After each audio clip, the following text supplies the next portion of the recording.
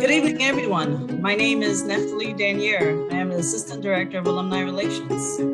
On behalf of the Alumni Relations Office and the Psychology Department at Baruch, we welcome you to part 2 of our mental health discussion.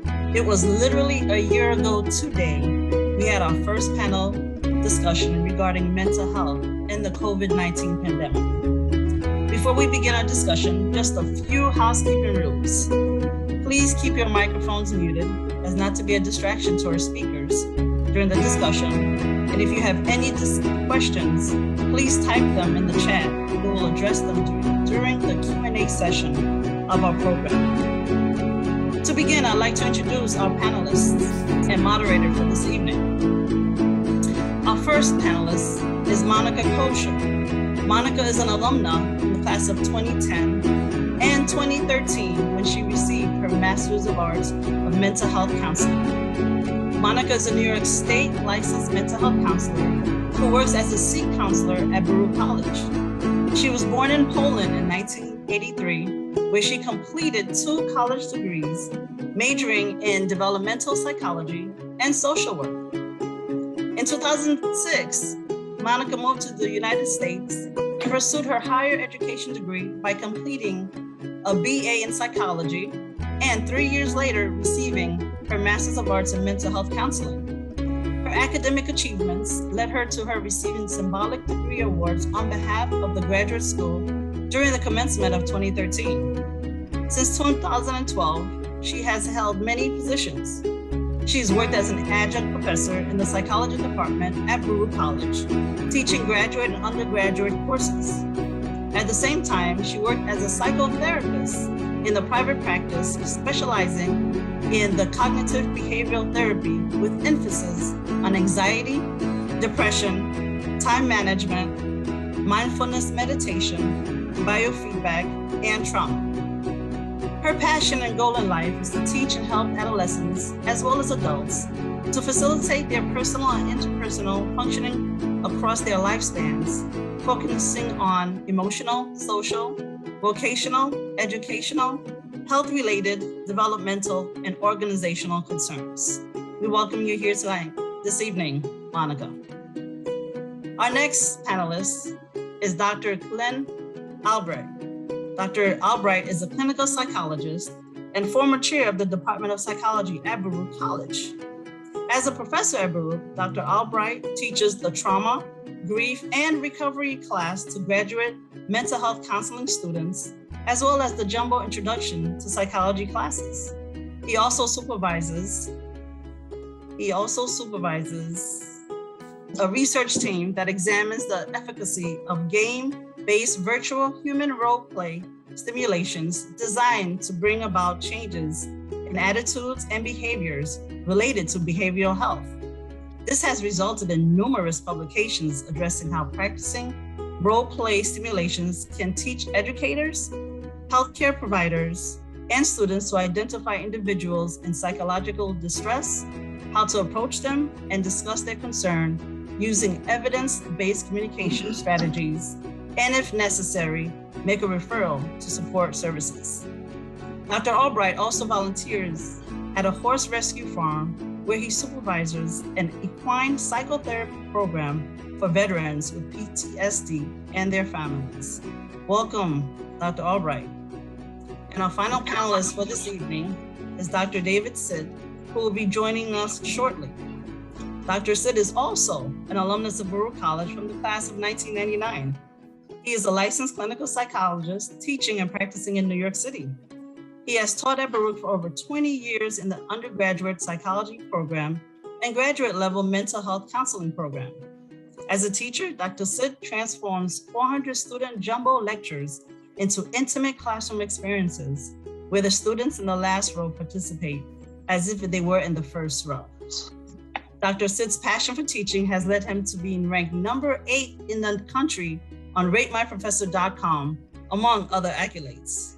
Dr. Sid is the founder of Mindful Counseling Group, which enables him to use his expertise to help others outside the academic sphere.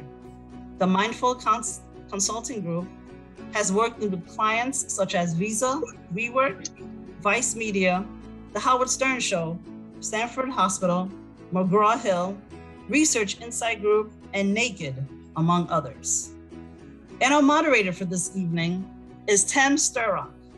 Tim is currently pursuing his master's degree in mental health counseling at Baruch College and is expected to graduate in May 2022.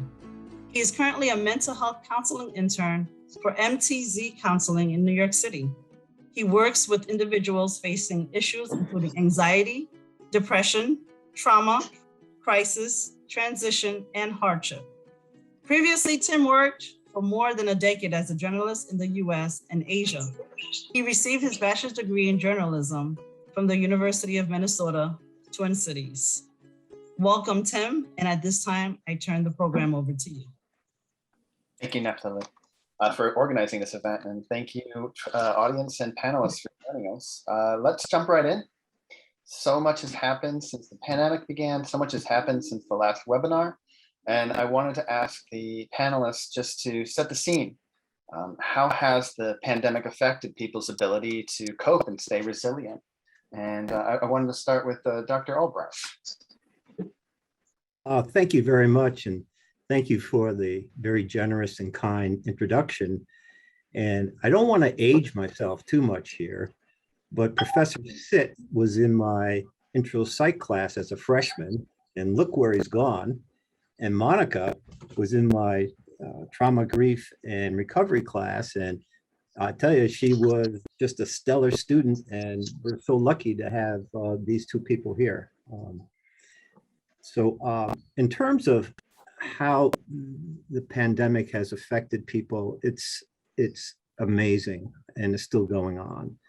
I mean, we see at all levels. When I say all levels, I mean from children to students in college to older adults, an increase in depression with suicide ideation with that, a tremendous increase in anxiety, and it's quite understandable. People are worried about the virus, about the Delta, the Gamma, some other variations that are looming.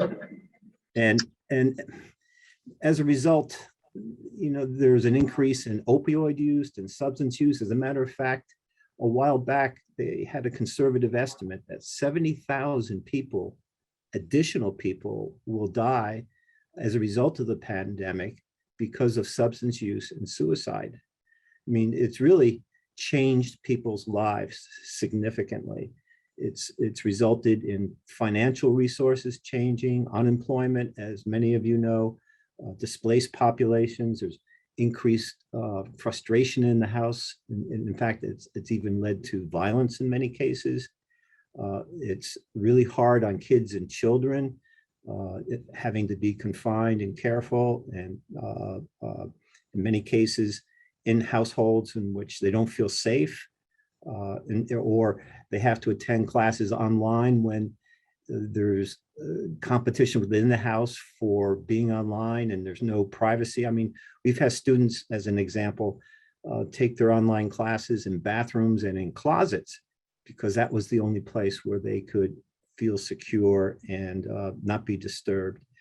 And the stigma associated with it, the stigma against various Asian populations, for example, as a result of the pandemic. So there's a lot of changes that have occurred that I've seen, and even this semester, like we're seeing students that are incredibly stressed out because of the challenges that are resulting from the pandemic. And I'm happy to be here to talk about what are some of the things that people can do to be resilient, to help themselves through this time, and certainly want to hear from others here that are attending how the pandemic is affecting you, and what are you doing to take care of yourself. Tim. Thank you, Dr. Albright. Monica, how have you seen the pandemic affect people's ability to cope and stay resilient? Was that for me? That was for Monica. Oh, Monica, okay. Thank you. So I think we are very resilient. We don't sometimes even realize. It's been very difficult, and I have seen it firsthand, working with students the moment, our institution where I work, we shut down the moment next day, I was online taking 10 appointments per day. And there was so much trauma happening, back to back, back to back. As a result, I was, vicariously traumatized, right? So I would have those symptoms. I could not sleep, depressed, all those different things until, my son walked in and he said, Mom, you need to relax, right? And I sat down like, oh, wow. So I'm so zoomed in into all those things without, taking a step back, right? And it is very difficult because we live at different places. We have different resources, but there are some things that have been there before pandemic. They are there for us today, such as community. I think community is something wonderful because it really brings you together, even in the most difficult times. And we can always build it. The surprising thing is that you can see it even in kids who, were in kindergarten, and from day to day, we're told, hey, from today on, you're going to be online. And they were like, what? How do you do it? And their parents would be next door working and having those meetings where not everyone is welcoming kids, or there has to be some confidentiality, and it has been tough.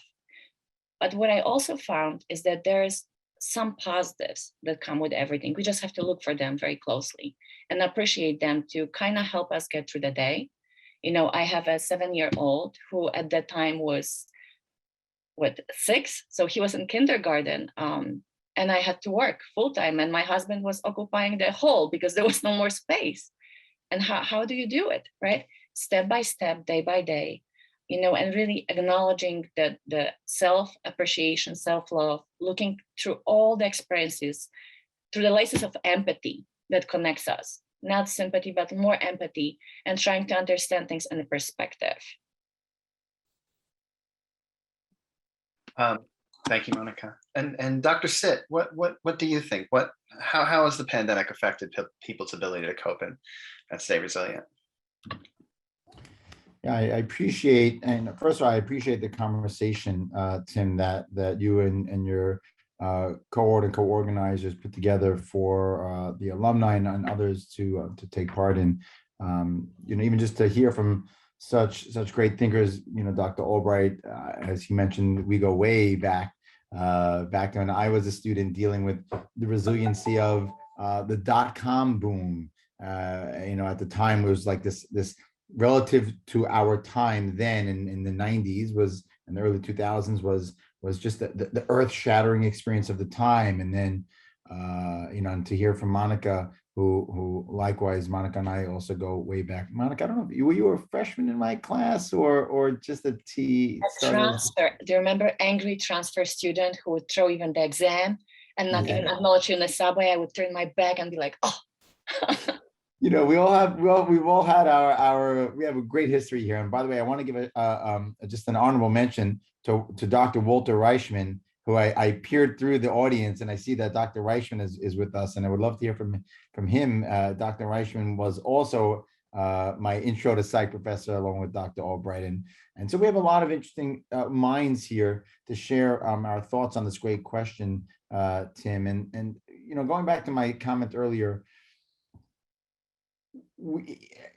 history is full of challenges for humanity, and the idea that we go through something that shakes us, shatters us, breaks us, and that forces us to figure out how to put ourselves back together is not a new concept, right?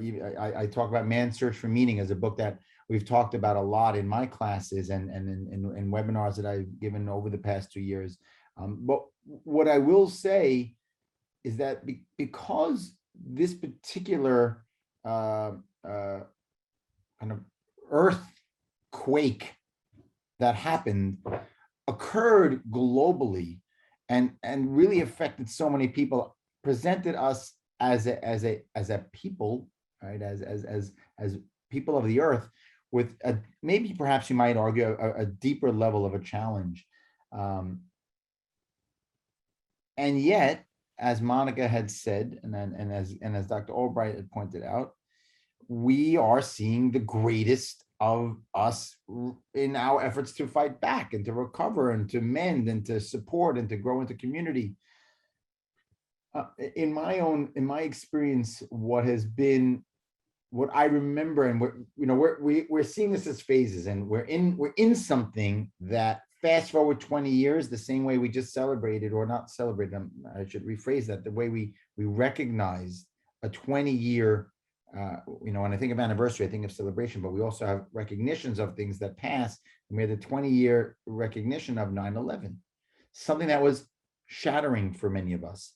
And in retrospect, we look back and see all of the ways that people grew together from that, and supported each other, and created community, and found new modes of therapies, and found new modes of conversation, and we never even understood the problem of trauma the way we did until after 9/11, the idea of having a secondary trauma in a way. And so what we're going through right now, we will only understand in more ways as time passes.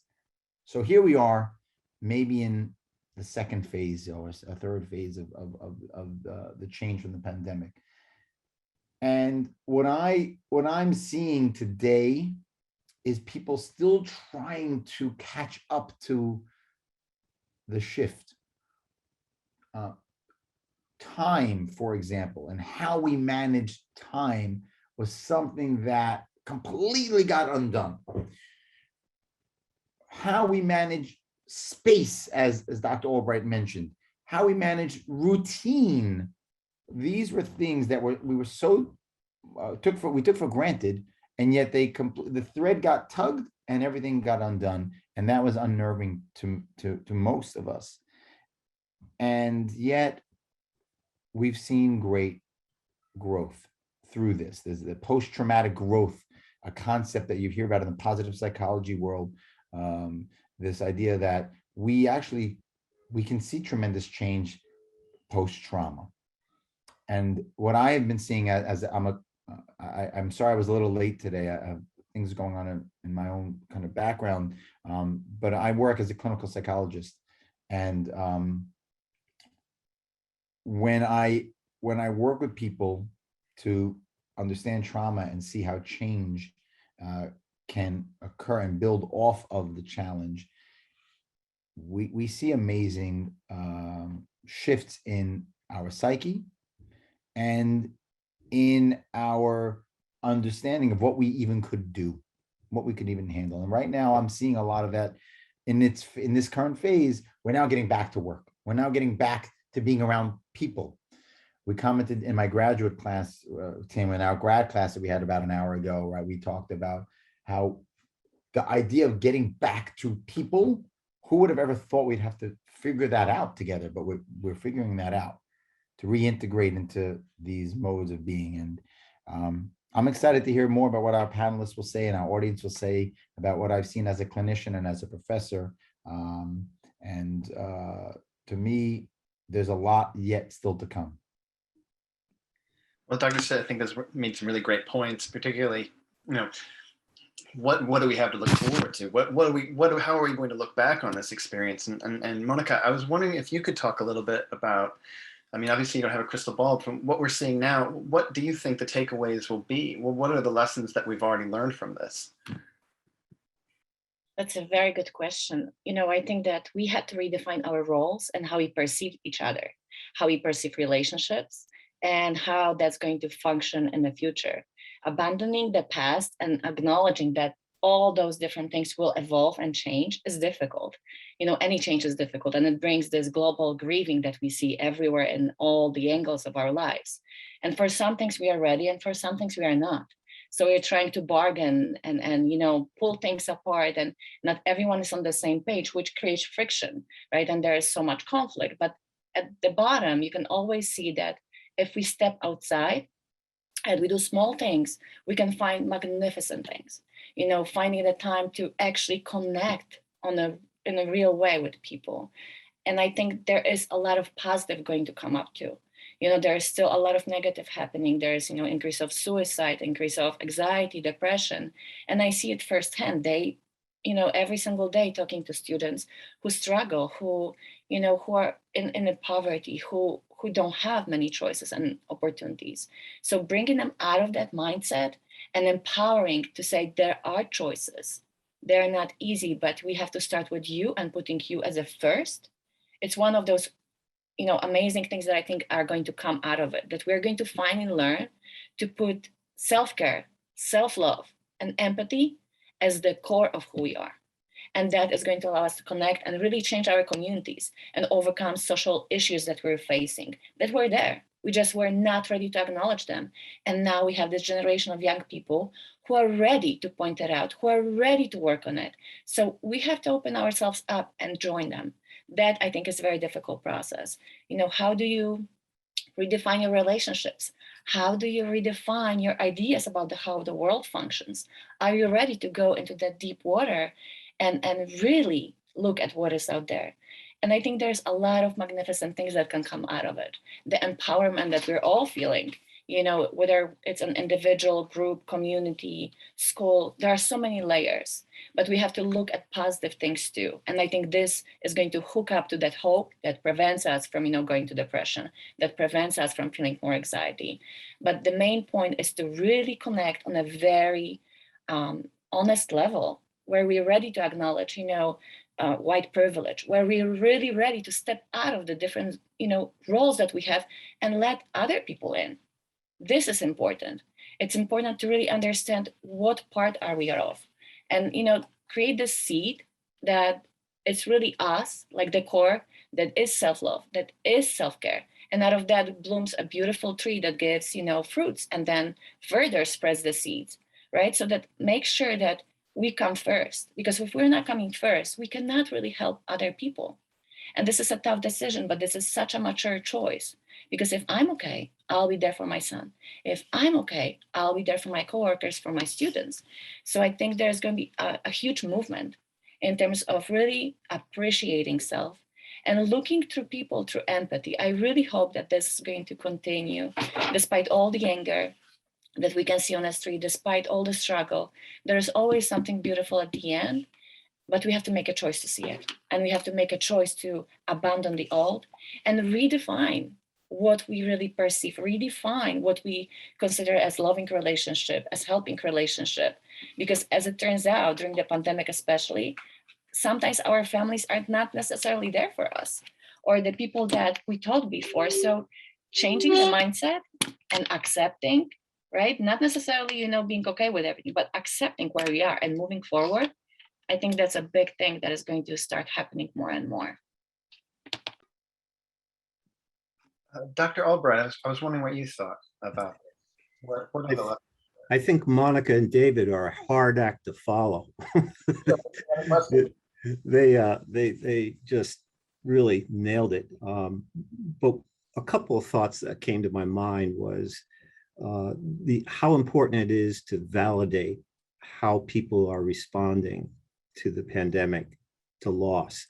So those individuals that are struggling, that are feeling depression or anxiety, or maybe struggling with alcohol use, I mean, it's important to validate that, the stresses out there are creating this, and this is the way people like learn to cope the best way they can, and to be able to validate that that's a kind of like a normal response. Like if you've been traumatized, you're supposed to have these symptoms. You're supposed to react this way. So it's kind of like what Monica was saying, to kind of like accept where you're at and then move forward in incremental steps. And this whole idea with both Monica and David talking about community, to find people that you can talk to, that understand you, that you can have a relationship in sharing emotions and feelings, where you're not going to be judged or criticized in a way that's detrimental, is a great place to start. And it also validates your feelings, and it allows for you to move forward. And also what David said in terms of time management and schedules. I mean, there's things that you and I can do that are sometimes like really obvious, but they're kind of hard to stick to.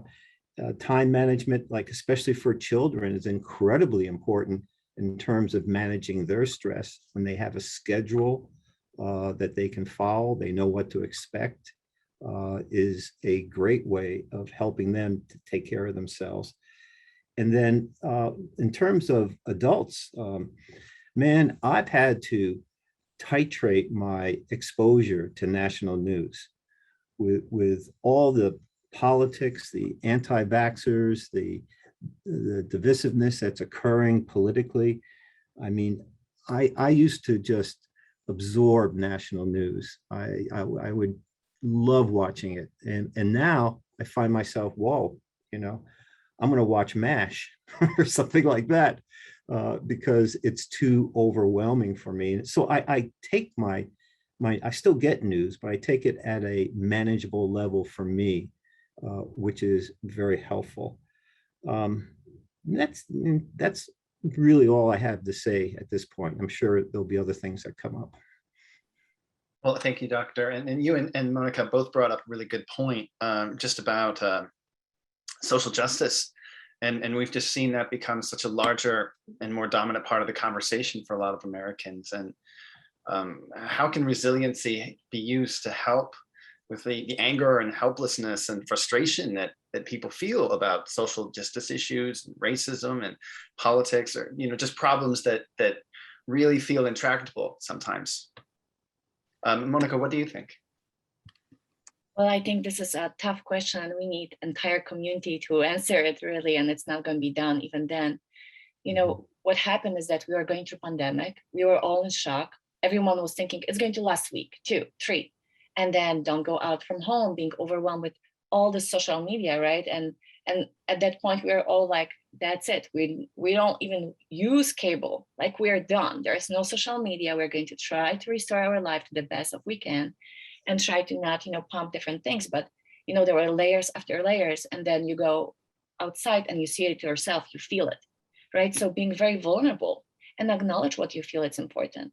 The first step of that work, of, anti-racist work, is to really acknowledge what is your role in the system. And I think that has been very difficult for many people. That's the right, you have that anger and outlashes because there's a lot of layers coming down. And at some point it becomes very overwhelming, but there is no way of doing this work without acknowledging our role, without acknowledging all different type of parts of our existence, and really giving back and really understanding, and it's been very overwhelming because many people felt guilty, right? And they were not ready to address other feelings that are there that are important to address. So there's a lot happening. And I think it has to be step by step because it's a lot. And we have to think about what is the most important thing right now and build community. I don't think that you can build community without diversity. I think diversity is what brings the beauty. And I think acknowledging how we all cope in different ways, it's important. Acknowledging how we can learn from each other and really take on and add and enrich our experience is phenomenal. I have been learning so much from my students that, and from my son, he's 7 years old. He doesn't have PhD. He doesn't, but yet he can bring the most human nature, the most beautiful things out of me just by being around me and saying, hey, mommy, did you see that? That was not nice. Let's try to do it differently, right? It makes me stop and say, wow, right? So I learned from him throughout this entire time to be just curious and suspend the judgment that we all have, especially with social media, with everything, and just, be curious and kind. And use the empathy like a sixth sense almost, and appreciate things for what they are. Go outside and appreciate people for who they are. And if they are angry, just acknowledge it and let it be, because we have to be angry at some point. We have to be sad. We have to throw it out. And I was invited to be in different events for his school with those first graders and second graders. And when I talk to them about what I do, some would break down in the middle, knowing that there's 80 kids in that room, and say, I would love to see you, because I sit by myself and I cry. And I'm being told I'm not allowed to because I'm a boy. And, it would break my heart because I could not go deep, right, with all the kids. But knowing that, yes, you can cry. Yes, you can scream if you need to scream. And we have to talk about it, because that is what healing us. We cannot bottle up. It's too much. So I think step by step, allowing ourselves to feel and connect, but again, through the lenses of empathy, not through the, hostility, and trying to understand that there is so much going on allows us to really connect on this very human level where we can acknowledge and respect each other. Thank you, Monica. That was brilliant. Dr. Sid, how do we use resiliency to help us with some of the issues that we're facing these days?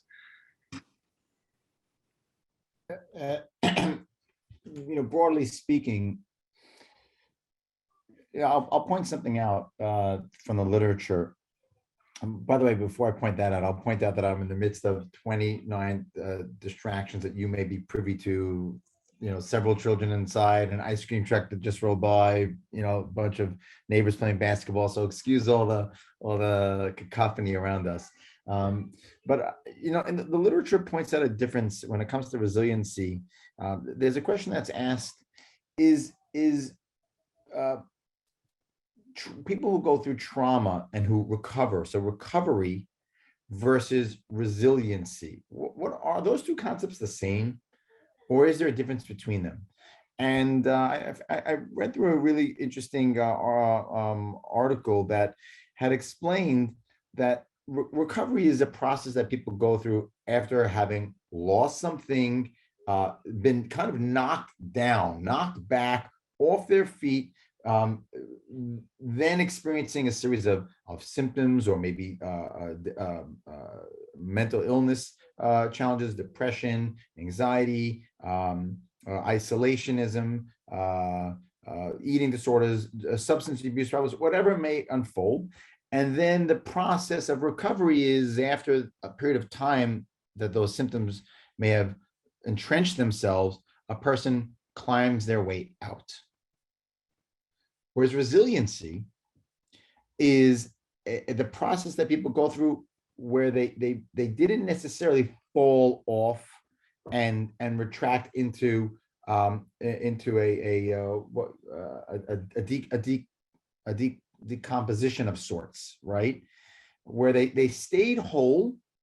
Maybe they experienced a symptom and they experienced pieces of challenges, but they were able to maintain the fabric and then keep moving forward and even build on top of that foundation and move forward. Now, as Glenn had mentioned earlier, many people through the pandemic, and as Monica was describing, through a lot of the social changes that we are continuing to go through, many people did suffer with these decompositions and needed professional, maybe hopefully sought out professional guidance, professional help, whether from trained individuals or from community or support groups. And then there was the majority of people, and it's important to know this, that the majority of people, even when it comes to exposure to a trauma, majority of people, and if someone knows exact stat, sure, throw it out, but it's over 90% of people who are exposed to trauma will naturally exhibit their resilience and persevere and learn from it and experience from it and grow, and actually, like we said before, even build off of and make great things happen through those challenges. And it is the smaller percentage that may falter and hopefully can get some support in seeing them through.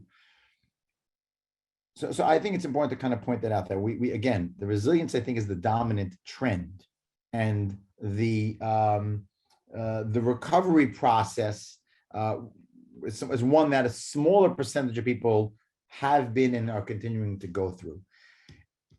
Tim, in terms of how I think people have coped and are expressing their resilience in the social change that's occurring, it's interesting. One might ask, did the pandemic provide a catalyst to like a flint and a spark to what's the word, to exacerbate and move things along faster? The Black Lives Matter movement, the Me Too movement, and we're just using these labels to describe, what are really social injustices beyond the labels. I don't know. We don't know. I don't know exactly how to assess that. But what I will say is that I've seen people in my own practice and in corporate workshops that I'll provide, where I'm working with large groups. I keep seeing I'm seeing the 90% the 90%ers, if you would, who are rising up through their resilience and showing change. Just, I'll use one example before, I wrap up. I don't know if people are familiar with the social media network, the social network Clubhouse. I was introduced to it actually by one of the graduate students last year, and I jumped on for a couple of months, a short while, and I was exposed to this burgeoning community of support and dialogue and debate and discussion and a whole new social mores that evolved in this Clubhouse environment. And I could not believe what I saw. I'll give you one example. When there was a big political conflict and humanitarian conflict that arose in the Middle East, there was a group that rose up between I don't know if it was exclusively, but I think it was called Israelis and Palestinians in conversation. This group, which exists in this network, which is all verbal dialogue, there's no faces, you don't speak to anybody like we are here, it's all audio. It ran for 2 or 3 weeks straight, 24 hours a day, nonstop dialogue where people would log on, participate in the conversation, as heated or as difficult as it may have been, but stayed engaged. And then they would log off and others would log on, and they kept going with a nonstop rolling dialogue about a hugely contentious issue, but people were able to show their resilience and step up and engage. When I experienced it for the couple times that I stepped in, my own humanity, forget my degree, forget my education, forget my anything, just as a human, to be part of that was unbelievable. So I think we each one of us in this room here could likely, if we unmuted each person one at a time, we would actually we can hear trauma and we can hear recovery, but I guarantee you everyone in this room, all 75 of us, would have a story of resilience that could blow our minds. That's a great point. I wanted to ask a personal question about you guys. Speaking of this 90%, I was wondering, how do the panelists stay resilient? What have you found you had to do, or how you've adapted? And I was wondering if we could start with Dr. Albert. Yeah, I mean, one of the ways I've dealt with this is like being part of forums like this, where you are in fact helping people or opening up a dialogue, and the importance of dialogue that David has mentioned. But I did want to digress just a little bit, because David, I was reading an article the other day that indicated that almost 50% of the population has had a diagnosable mental health disorder at some time during their life.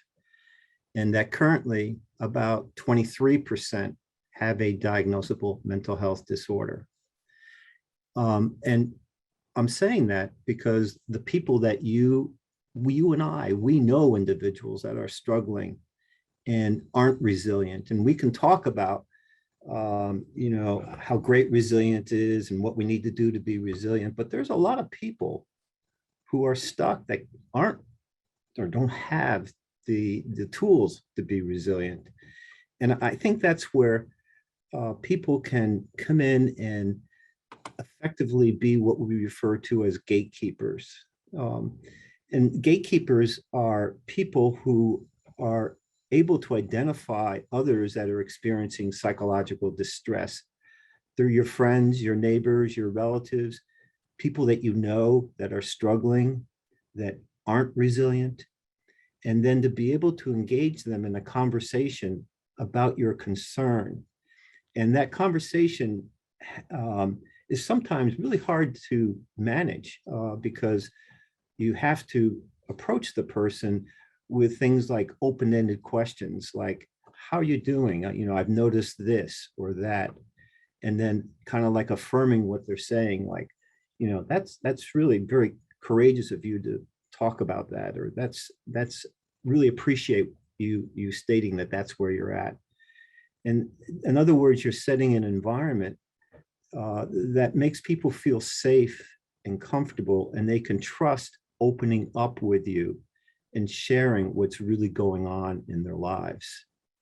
And then with that conversation, it opens up the opportunity to be able to help them, to be able to make a referral to places where resiliency tools to deal with mental health concerns can be learned. And it could be therapy, going into therapy, or which means you probably would have to know where to make the referral. It could be getting involved in social groups that people can relate to. It could be involved in religious participation, community participation, but being able to identify, talk to, and then direct the support services is incredibly important for these people who are struggling. And those are the people that, you know, who aren't resilient and get left behind. And this pandemic has exacerbated it. David, you said that you weren't sure, but there is some data showing that it has exacerbated people with undiagnosed disorders, where you know, they're on the precipice of severe depression, but have not revealed that to anybody or not treated it, or anxiety. So I'm just going to leave you with the idea that everybody here has this capability of identifying people that are struggling, and it might even be ourselves, right? And then being able to have those conversations that are hard in ways that are helpful, and then make a sensitive, warm handoff to places where intervention can be effective. Thank you, Doctor. I think that's a really important point. And you know, we see family, friends who are suffering, and sometimes it might feel like they are resisting, you know, self-care, or and I guess I wanted to hear from the other panelists, and it can be a very hard conversation. And I think you made some really good points about that, Dr. Albright. But I was wondering, Monica, could you talk about how do we talk to people about self-care and resiliency, you know, especially when things already seem like too much? That's excellent. That's what I have been doing since day one. You know, I am a gatekeeper and I was a tool. And I keep telling my students, I am your tool and you have to use me. And I'll tell you how to use me. And you will get all this, you know, amazing stuff. But we need to be there 50-50 at least to start with. Right. So I say, first, let's talk. Right. Then let's identify what can we do, what you're willing to do. And I'll give you tools. And it starts with really simple things. Before we even start talking, I would say, let's take a breath. We're going to take a minute just to slow down, because you can speed up at every second, but it looks like we cannot slow down. And now the world is shutting us down and forces us to slow down, and we don't know what to do. We are panicking because this is so unusual for us. And yet it can be something great, right? So we slow down, we take a breath, we take a break, a day break, where we say disconnect from everyone and everything. And let's just, you know, clear your mind. Go back to the things you used to do that you loved when you were 6, when you were 8, when you were 9. I dare you, right? And people will say, well, I cannot do it. I'm like, you can take a piece of paper and you can still draw. You can go outside, find that leaf and appreciate how it looks like. Just try it. And I would present it as an experiment, you know, which I learned from Dr. Albright, because he would test me like that very frequently. And it works. Because you need to first start. This is the most difficult part, just to start. And then once you start, you can go deeper and deeper. You can say something doesn't work, you can change it. But you first have to start, you know, and it was so amazing sometimes to be at my home. And I have those, you know, we have those 2 big buildings next to each other. So we literally see each other's homes, right? So there you go. I know so many people up there. And I would be working and I would see around, you know, like 1 p.m., 2 p.m., people going to their balconies and exercising, you know, having conversations, trying to reconnect, right? I would propose to my students, I know you cannot see each other, but you can still play board games. Guys, you have been meeting, we can do it online. So, you know, bringing things and being creative, you know, not narrowing down your experience, like, you know, not being like zoom in, I would say always zoom out, right? The moment you become overwhelmed, you make it personal, you zoom out and see what's out there. It turned out we can take beautiful walks, and walks, you know, in New York used to be so difficult because it was so crowded. Wow, now we don't have as many people, so we can go for walks, right? We can go and still admire nature. We can go and make a picnic inside your house. Like, there are ways to make it so much fun and bring that inner child, that innocent, that pure, that resilient thing out of us. But yet there's a lot of struggle, right? So I would sit with my students and I would literally, you know, poke them in different ways, right? In very gentle, warm, and full of empathy, to say, come and join me. I'm here for you. And if they say, I'm not ready, we would go down to, you know, other things. What are you ready to do? Can we listen to music together? Can we just sit maybe in quiet and cry? Because that happened to a lot. You know, I think for the first 2 months, I have been crying so much that even during staff meetings, I will be very vulnerable. And everyone was vulnerable. And it is completely okay to be vulnerable. This is the beauty of us throwing things out, not bottling up and really, you know, bringing small things, but practicing things that we take for granted. You know, building the support, maybe connecting with a friend that you haven't talked for a long period of time, just to exchange a small text message. It doesn't have to be big. It doesn't have to be expensive. It doesn't have to, you know, go beyond what we have. It can be something as, you know, journaling, painting, knitting, you know, cleaning. I found cleaning to be the best part of the day because I could detach and just, you know, be physical and have my space. Because how do you find a space full of people, right? You have to clear your mind. You know, I would take a shower and I would have like little like SWAT team, my husband, they would all knock on the door and be like, hey, I need water. I'm like, kitchen is there, daddy is there, right? But yeah, they need mommy, right? So finding a time when I can disconnect here, monopolize my cognitive processes so that I can control a little bit better my emotions. And I would explain it to people who I care about. This is the 30 minutes mommy has to take so that mommy can be very strong and loving towards you and towards self. But this is the 30 minutes that you can go and play. You can do whatever you need to, but this is my 30 minutes because I come first so I can take care of you, right? And this is a very nice thing to do. I know sometimes we think this is crazy, but it's not. Actually, it's powerful. It releases a lot of different things in our brain. It boosts our immune system. It creates strong relationships. Why? Number one, we're presenting and actually teaching everyone around us that we are important, that they are important, that we want to be there for them.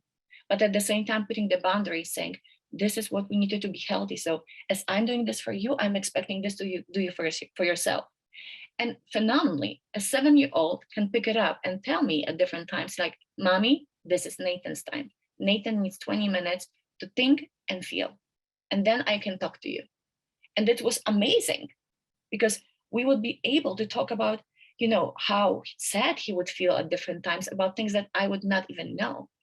How sometimes he would be angry about, you know, being told to brush his teeth, put his pants. I know we see like this is normal, right? But for him, it was like, mom, you consistently tell me things in the morning. This is too much, right? So I would be like, okay, go pantless.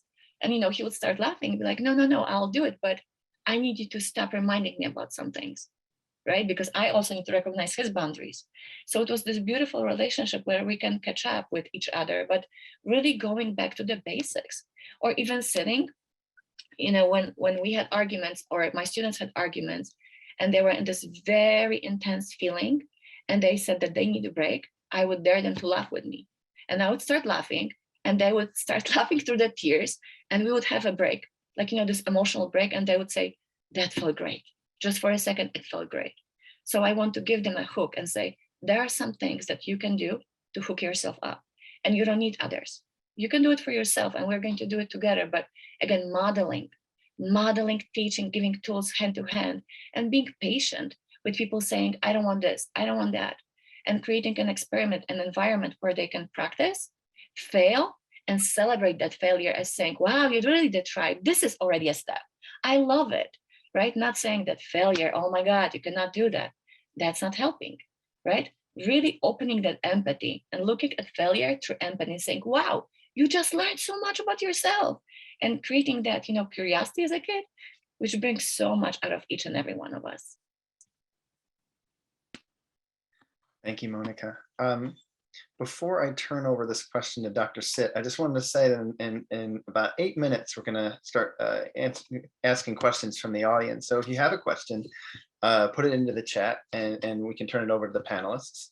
And now Dr. Sit, how do we talk to our loved ones, friends and family about self-care? How do we start that conversation?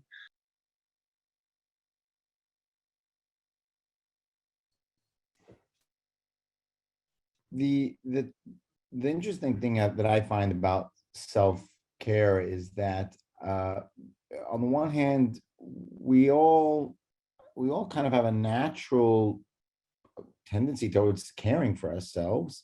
And yet the paradox is we also need to be reminded to care for ourselves. And one thing that I tend to tell myself and even my children, I have 4 little kids, and like Monica, my oldest is 7, just turned 8 years old, and I try to bring in mantras. I try to bring in kind of self-statements that will help just carry me through, because it's not always easy to remember to apply the self-care, right? Again, the paradox, we have an ability to care for ourselves, but we don't always implement it and apply it. So I'll often say things like, "This too shall pass." That's one of my grandmother, who just lived 102 great, amazing years and passed earlier in the year. And that was her mantra: "This too shall pass." Now, does that mean that everything will go away and disappear? No, but it means that the waves that come upon us, even they be a large tumbling wave, there's a intensity to the moments in time that we're going through, but these too shall pass. And I just try to remind myself, I really try to anchor my own life in that awareness that this is going to pass. Self-care, and Monica referenced this, and by the way, Monica, that was amazing. I learned so much in that brief kind of soliloquy of tips and experiences that you went through and that you shared with everyone, from your son to your students to your clients. And I have great appreciation that I can, that we can all be here and share. To me, I always have to remind myself, and like you referenced it before, that it's okay. And that's my second mantra that I tell myself. It's okay. It's okay. It's okay to be scared. It's okay not to know what's going to happen next. It's okay to cry and feel pain, and it's okay to feel suffering is an interesting thing.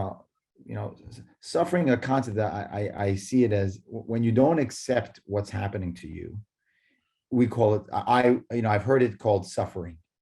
When we can be more accepting of what's happening, it is still pain.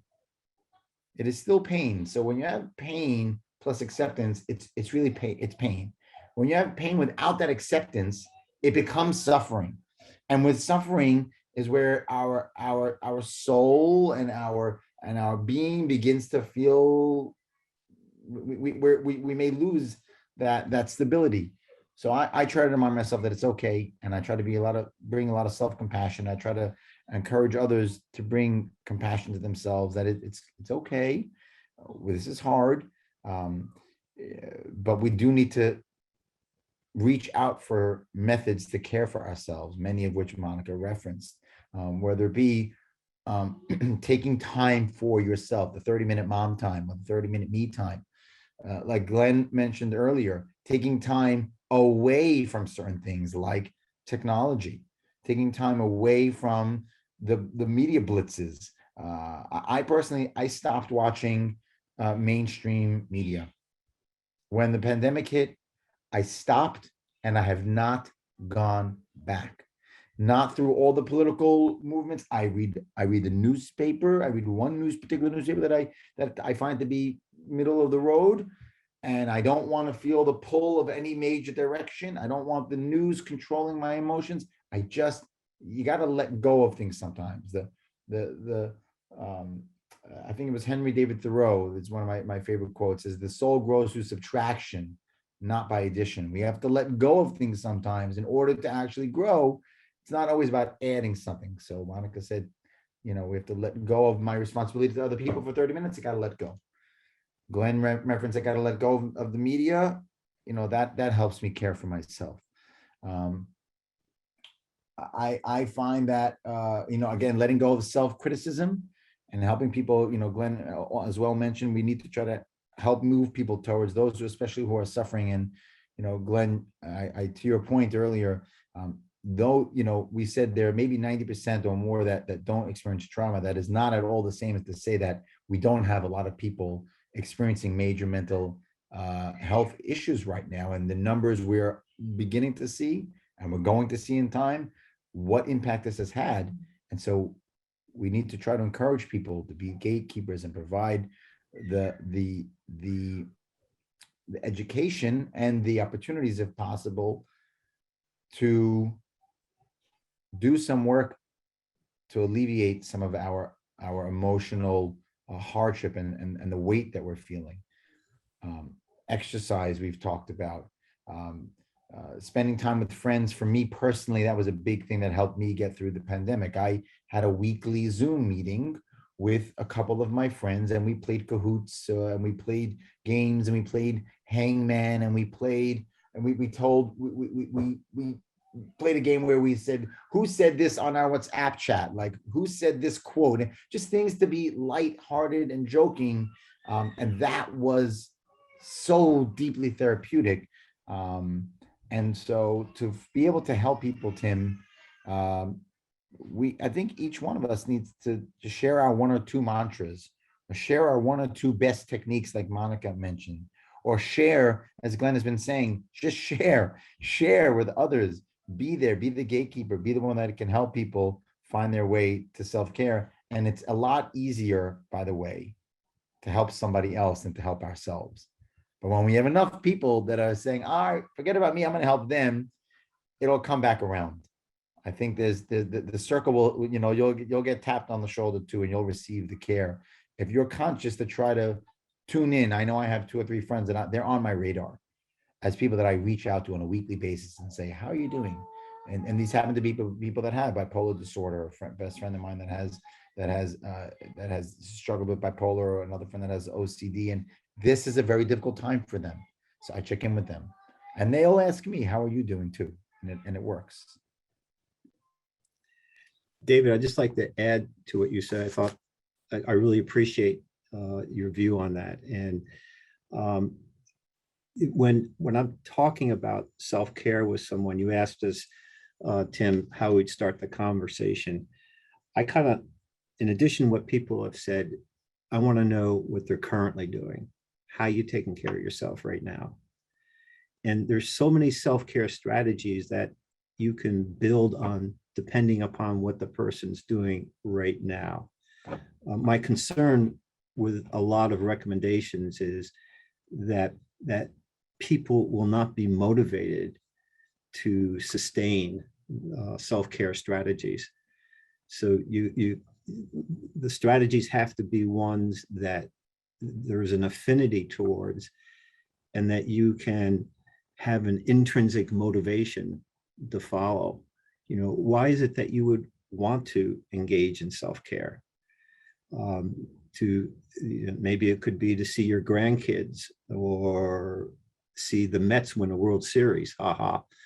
But at some point, the more you can identify those intrinsic motivators, and then select a self-care strategy or 2 and give it a try. And maybe it requires you to try some others, but not all self-care strategies fit all people, as Monica was saying. And the last thing I'll say is, one of the things that I try to practice in managing my stress is mindfulness. And David, you mentioned like suffering and pain. I really like what you said about that. And I almost look at suffering as an incomplete experience of pain. that when you're mindful, you can just kind of watch your anxiety or watch your emotional discomfort. And by just watching it, you're less tempted in a period of time to engage in maybe self-care strategies that aren't helpful for you. Example, drinking or whatever behavior that might not be helpful. So if you and I can tolerate the feeling of discomfort or pain for a short period of time, our brain begins to compensate and lessen that feeling. As a matter of fact, they call it urge surfing. So if you can be mindful of this and just watch it, and then it'll begin to morph as a way of helping you to become more resilient. That's what I'm working on. Not always successful, but I'm working on it. I wanted to see, I was going to turn this over to Naftali for audience questions. I just wanted to see quickly if David or Monica wanted to add anything before I did that. We're good? Okay, all right, Naftali, take it away. Thank you so much to Monica, Dr. Albright, Dr. Sid, and you, Tim, for this great event and conversation, the discussion that is very much needed right now in our lives. And we had just a couple of questions that people sent me privately. One of the first question is, and this could be geared to all three of the panelists, in addition to the angst, depression placed upon society by the pandemic, how has this been intensified by this political divisive state of our national platform? Let's see, Monica, why don't you go first? Then Dr. Albright, then Dr. Sid. So I can tell you that personally, right? There's no data on it yet. I'm sure there will be. Personally, I can tell you as a mom walking a little kid that we do not curse at home. We really try to communicate the best we can. And yet my son knows the curses I have never heard. How? He's walking the streets of New York. And that means he listens and he'll say, Mom, did you hear this F word? And I'm like, don't repeat it. But did you hear that? Why did he hit this car? Why this lady's? And I have to stand there and explain to him, right? We live very close to the vessel. And unfortunately, there were so many suicides of young people. And we would be walking and there'll be, entire crew. And he would say, what happened? Right? And having those conversations is very difficult with a 7-year-old because that's not the age I imagined that happening, but yet we have, right? And we talk about what is racism, what is happening within the nation and his school, which is amazing that they are doing that. They bringing it up. They have meditation daily. They talk about events that are happening daily, those difficult topics, so that it turns out that he's very resilient and he can grasp it very well. And it creates a very different type of feeling in him, and he connects with empathy. But there is so much happening that he is overflooded at the same time. Because I would never imagine, a 7-year-old knowing so much and using that language of adults is not his, because he hears it on the streets. And, because we're outside all the time with his, ADHD, where he has to go outside.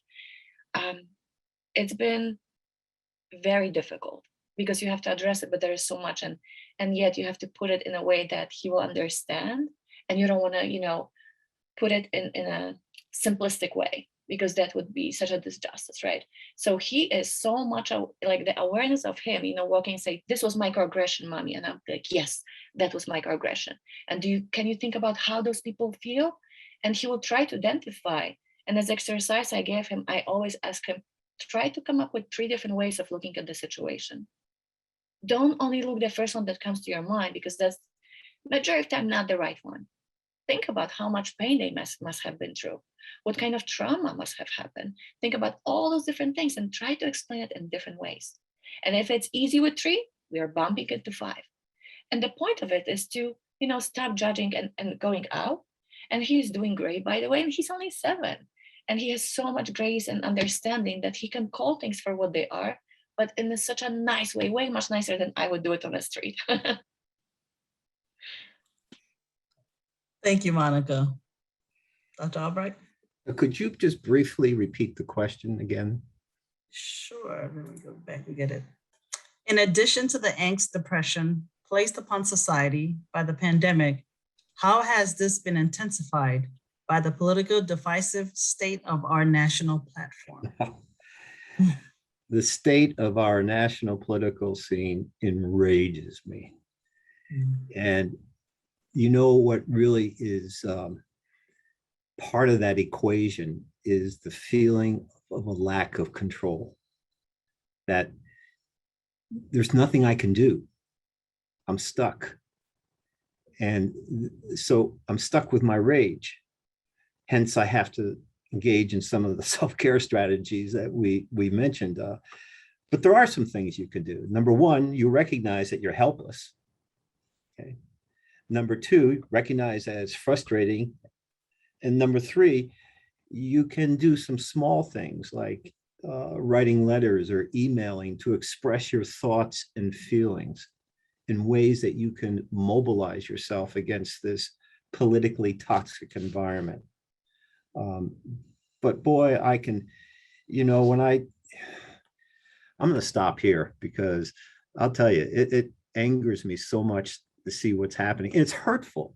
It's hurtful to see what's happening with this country. So, and I'm stuck. And I would love to hear how other people are responding to that in this forum, because I don't like being alone. That's it.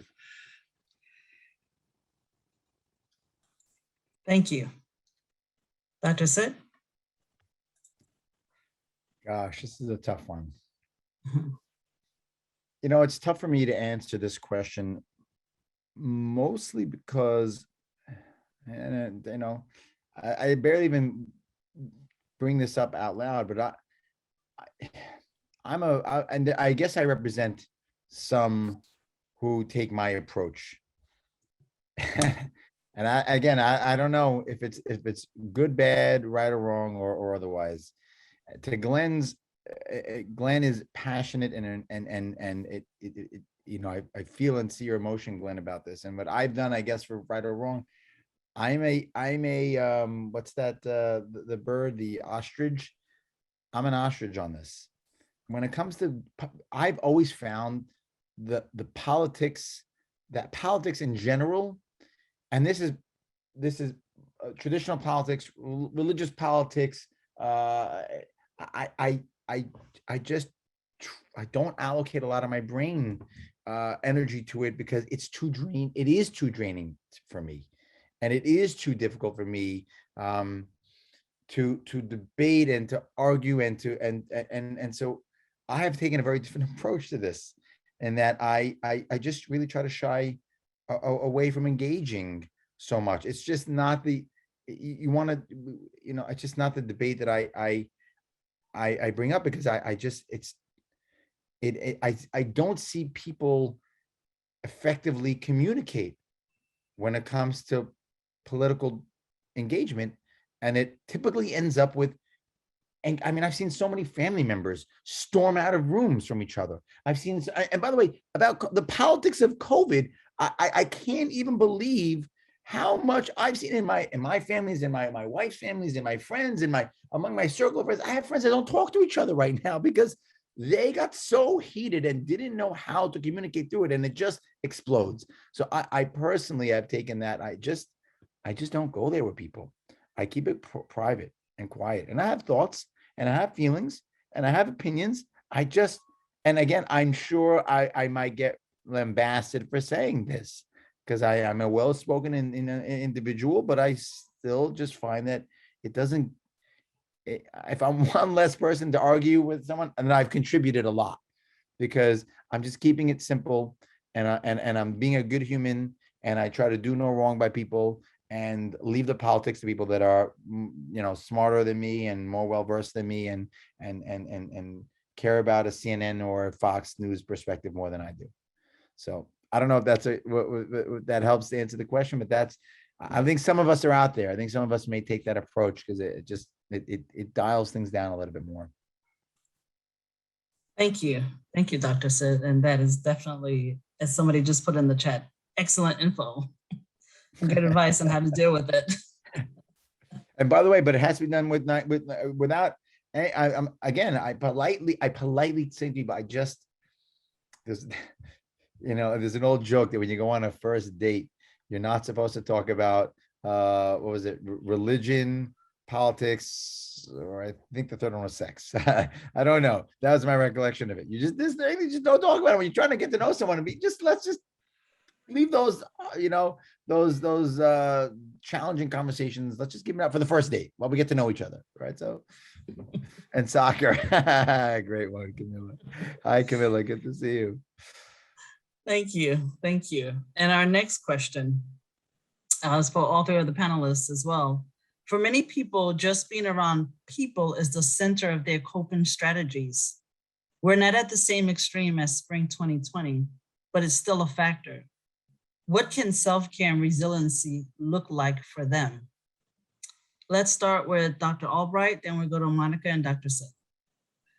I think we've kind of alluded to the answer in many different ways here. When you are identifying people who you can express your feelings towards, your emotions, and have a dialogue where you feel recognized and validated, that no matter what, pre-COVID, COVID, post-COVID, it's going to be incredibly helpful to you. And maybe that's about all I say. I'm sure our other panelists will have more to say about it, but that's about it right for now. I think, although we, some people have been vaccinated and hopefully we're going to end this pandemic, I think our interactions are going to change in general. It's been so traumatic, especially for the kids who cannot touch, and that's how they communicate.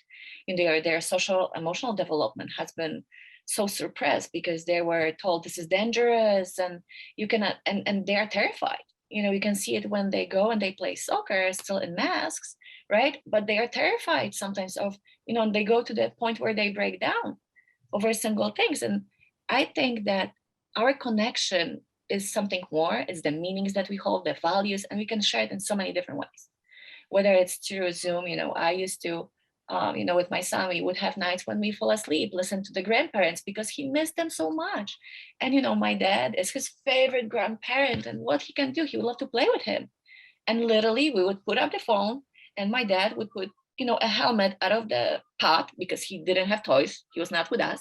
And they would shoot each other with Nerf guns and he would have so much fun. He would be giggling and doing all those things. And, I would try to do the same things, talking to my friends, have a glass of wine and, trying to make the best out of it. It's not easy. It's not going to be the same. But if we can find a small thing that connects us, a small thing, and then, we start building on it, we can be surprised what we're going to find.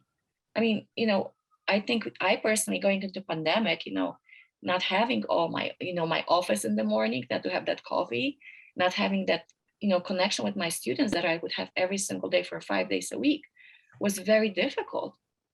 So what I did is I said, start small, see what you have and build.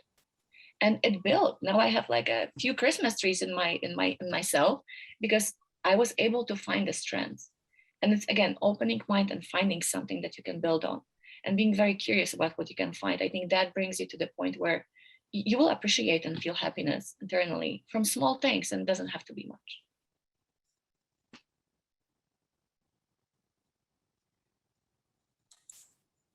Dr. Sid? Would you just do me a favor and again, if you could repeat the question, because Sure. For many people, just being around people is the center of their coping strategies. We're not at the same extreme as spring 2020, but it's still a factor. What can self-care and resiliency look like for them?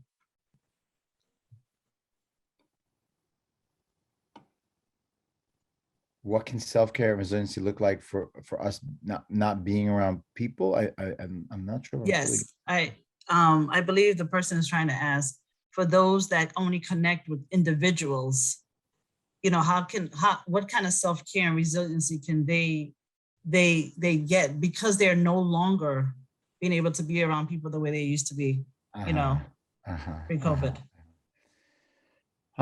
Well, that's it. That is a big challenge. And I think, again, certainly this is, it's getting easier, right? I mean, it's shifting, even at the university, we're off, we have the opportunity for some in-person classes again, and people are getting back to the workplaces again. And there is, but yet for those who are still unable to connect, and I know I have clients who are still at high risk, and they're taking very conservative approaches to kind of reconnections.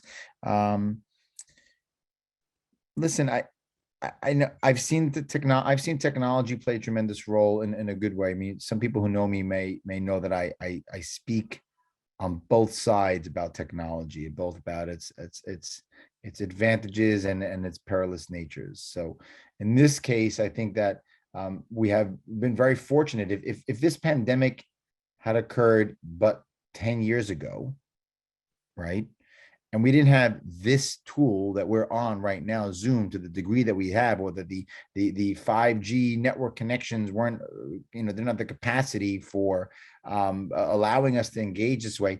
Okay, we would have had a different version of it. We would have whatever we had then. We would have had Skype, and we would have dial-up modems, and we would have had no computers. Or if it happened 30 years ago, or Spanish flu, it would have been more difficult. And so these days we have means to connect more. And I think that is been a great resource for people, though it does not obviously recreate the exact experience of non-verbally just sitting around someone and having a cup of coffee with them, even not saying a word, just sharing in that experience.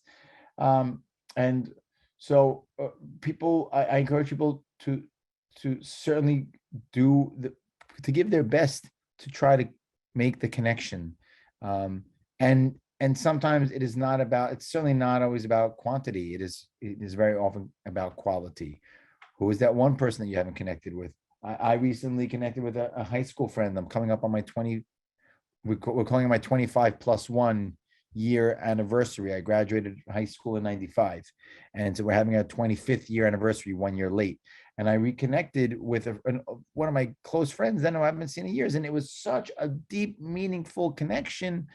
And I'm still feeling the jolt of having connected by phone. I didn't even see his face yet. I haven't seen his face in 20 years, but I'm still feeling the jolt and the excitement that we may speak again, right? And that we may try to even meet up for that coffee. So quality is important, not to get lost in quantity. And I also think that it can be helpful to, you have to assume, Monica said before, if there's 3 perspectives, there's 5 perspectives. If you yourself are having that challenge, you might also think about who in your world, and I gave this challenge to a client of mine who was feeling this suffering. I said, let's think about you for a moment. Let's put you on pause for a second. Can you think of someone in your world that you knew who might actually also need somebody to connect with, that they're missing? And maybe let's start with maybe you being the helping person to them. Maybe you can be the person that reaches out to help that individual. And you can fill in the blanks, right? If that person, they got the courage, they reached out, and it provided my client, it provided him with a tremendous jolt and something, and then that was something, that was a start. Thank you. And we are down to our last question. And after the last question, I'll ask all of you some final thoughts that you would like to say. But the last question is this: it's a massive understatement to say that COVID took people by surprise. What has surprised each of you the most with your clients? Monica, we'll begin with you, and then Dr. Albright, and then Dr. Sid. I think I was surprised first with myself and my family, because we didn't know what to do. I'm not kidding you. For the first 2 weeks, I think I was so withdrawn that I was emotionally unavailable. I didn't know how to process what was going on because the trauma was happening in such a fast pace, right? I work with students, and many of those students, their families, they have to go out.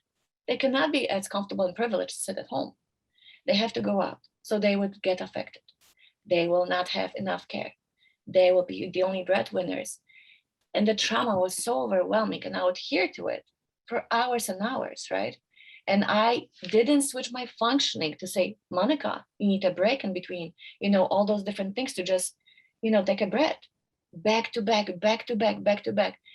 And it was overwhelming. And after 2 weeks, I was so overwhelmed that even my coworkers were like, are you okay? And I said, no, I'm not. And I turned up Zoom and I said, I need 10 minutes. And I would sit and cry, like really, really, really cry, like, sobbing cry. And it was so relieving to finally get connected with what I was feeling. But I think this question is humongous, and we can go a long period of time on it. What I learned is that I needed to recognize that I was, not ready to make a change.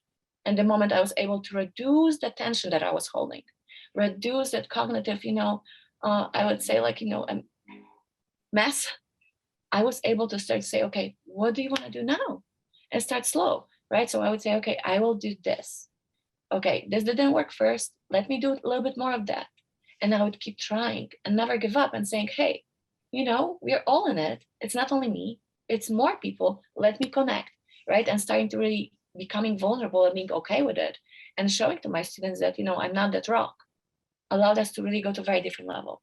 So I think being human, being opening yourself up and being very curious about what's going on without judging, suspending that negative guy at the back of our mind and really saying, hey, you stop for a moment. Let me just, digest of what I'm going through and let's join, because many people are going through it and we can connect on an emotional level with everyone. And that's what, brought me out of it. But it was very difficult. And I think it is still difficult because we're learning how to now coexist next to each other. And yet still, there is so much an uncertainty and, finally being okay with saying, hey, I really feel comfort in not having it. That's my, the biggest takeaway that I have from that experience. Thank you, Monica. I love when you said, just being human. Let us all just be human and be honest and transparent with one another. Thank you for that. Dr. Albright. I get so enthralled listening to Monica that I'm going to have to ask you to repeat the question again. No problem. It's a massive understatement to say that COVID took people by surprise. What has surprised you the most with your clients? First of all, my clients' ability actually to express all their thoughts and feelings regarding the impact of COVID, the anxiety they're feeling, the worrying about their kids, how it's impacted spousal relationships, just the ability to verbalize their feelings and to understand the emotions behind them and then act appropriately in terms of maintaining the important relationships they have in life. In terms of myself, Monica, I love the fact that you mentioned curiosity. And I think that's such an important part in client health and in therapist health, that we as therapists have to be very curious, have a lot of compassion, empathy, understanding. And when a therapist generates that, that clients can indeed experience the type of growth that's so vital, and they can develop empathy and compassion in response to the stress of the pandemic. Lastly, I have been in modern group analysis as a client or as a patient for many, many, many years, and pretty much with the same group of people over time. And my personal feeling is that all psychologists, mental health workers, MHCs, social workers should be in therapy themselves, because it's a process where it's evolution, that you're learning all the time in dealing with and understanding your own feelings which is going to position you to be a better therapist if you understand your feelings. And to be part of a group where you are hearing other people describe the experiences that they are having with the pandemic, how they've handled them, the emotions they're experiencing, the successes they're having, is incredibly therapeutic. And I'm a huge advocate of group therapy. I think it can be such a model for change. So in addition to being able to help patients and clients this way, to be able to help myself by being a part of a very, very active, iterative therapy group. Thank you. Dr. Sid? I think earlier I mentioned a particular book that if you have not read it, I strongly recommend it, especially in these times, by Viktor Frankl, Man's Search for Meaning. And I raise it again because, throughout the past 18 months or whatever the clock is at now, I've actually felt very humbled at participating, at the opportunity to have been able to participate with many clients over that time period, as well as many students over the time period, who have searched for meaning out of what we've been going through, and what each individual, or each family or each group has been going through. And and it's not to say that everybody has quite figured out a silver platter of every, the silver lining is not, it's not apparent for everybody immediately. It doesn't always just poof and you figure it out, but it's about the search, and it's about the process. And I've what Monica mentioned again, that the ability to notice is a powerful one. And for what we've been going through, there was so much disorientation that it felt, many people described as this dream state or an awful nightmare state. But even in a dream or in a nightmare, there are things going on. And in order for us to figure out how to make meaning of it and process it, we need to try to remind ourselves to notice first, and notice without that voice, that several of us have mentioned, that maybe the critical voice or the fearful voice, the one that right away is going to tell us how it may not work out, or we want to predict how we think it's going to go wrong or bad. But to try to create some space. And I've watched so many people work at that, and some have found meaning early in the process. Some I remember very early in again, you may have picked up on this. I'm a optimistic kind of a guy. I'm by nature, I lean towards that whole the positive psychology literature because I like I like silver linings. And not to say that I haven't in my own personal life faced tremendous adversity and challenge and difficulty and loss and death and pain and suffering, and but I'm into the search. I'm into it. And so I remember people early on saying, I know it's crazy to say, but I'm thriving right now. So there's some people that were early on just figured out how to put things into perspective. They were able to take notice, take the breath, observe what was happening, see an opportunity, a small sliver, whether it be I spent more time with my children, people would say, or I never knew, I myself, I never knew the difficulties that my children's teachers faced teaching my children, because I had to sit and be the teacher for my 3 children who were of 6 or 7, 5, and 2 years old, trying to zoom through school. And I just gained tremendous respect for my teachers, for their teachers. And then people who talked about their ability to thrive in taking care of themselves. People said, I was forced. I knew that if I didn't take care of myself now, that I was going to end up suffering. And seeing how people, pick themselves up by the bootstraps in that regard. And fast forward to today, I see a lot. I see a lot of great growth that people have gone through. And yes, I have many clients and many friends that are suffering more than ever. And I just do my best to support people and use the best clean mirror that I can of the best version of themselves and try to hold it up and say, you got this, you got this, this too shall pass. Time will move or forgiveness and whatever it might be. And in my own personal life, just to kind of wrap at that,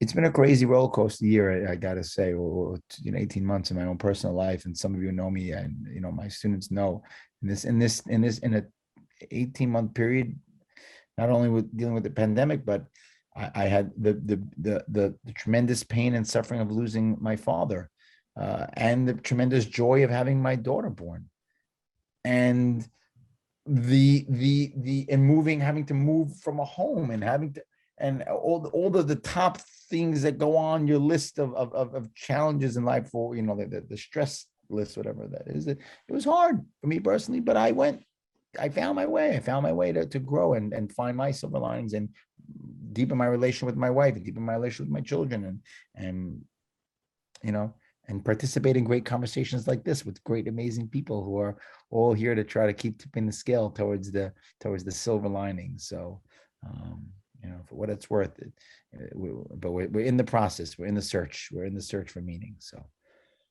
that's what I have to offer. And you have definitely offered us a lot. So I thank you. It is now 7:34. This tells me that we probably need to have a part 3 next year to this, because we can definitely sit here and have great conversations. I thank you for all that all of you have offered. Monica, Dr. Albright, Dr. Sid, and Tim, thank you so much for being a great moderator. And everyone, have a great evening. This is being recorded, and there will be a thank you email that goes out early next week with the recording as well. Have a good evening, everybody.